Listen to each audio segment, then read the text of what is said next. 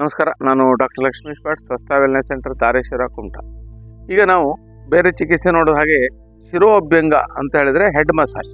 Usually ಈ ತಲೆಗೆ ಒಂದು ಮಸಾಜ್ ಮಾಡುವಂಥದ್ದು ಒಂದು ಅದಕ್ಕೆ ಕಲ್ತಿರಬೇಕು.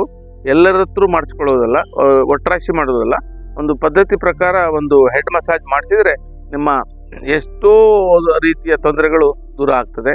ಎಸ್ಪೆಷಲಿ ಕುತ್ತಿಗೆ ನೋವು ಇರ್ಬೋದು, ತಲೆಯಲ್ಲಿ ಸೆಳೆತ ಇರ್ಬೋದು, ಕೆಲವು ತಲೆನೋವು ಇರ್ಬೋದು, ಹಾಗೆ ಕೆಲವು ನರಗಳ ದುರ್ಬಲತೆ ಇರ್ಬೋದು, ಅಥವಾ ಏನಾದರೂ ನಮಗೆ ತಲೆ ತಿರುಗುವಿಕೆ ಇಂಥ ಸಮಸ್ಯೆ ಇದ್ದರೆ ಕ್ಲಾಸಿಕಲ್ ಆಗಿ ಕರೆಕ್ಟಾಗಿ ಆಯುರ್ವೇದದಲ್ಲಿ ಹೇಳಿದ ಪ್ರಕಾರ ಶಿರೋಭ್ಯಂಗವನ್ನು ಮಾಡಿದರೆ ಅತಿ ಉತ್ತಮವಾದ ರಿಸಲ್ಟ್ ಬರ್ತದೆ, ರಿಲ್ಯಾಕ್ಸೇಷನ್ ಬರ್ತದೆ, ಮತ್ತು ನಮ್ಮ ಮನಸ್ಸು ದೇಹ ಎರಡೂ ಕೂಡ ರಿಲ್ಯಾಕ್ಸ್ ಆಗ್ತದೆ, ಒಳ್ಳೆ ನಿದ್ದೆ ಬರ್ತದೆ.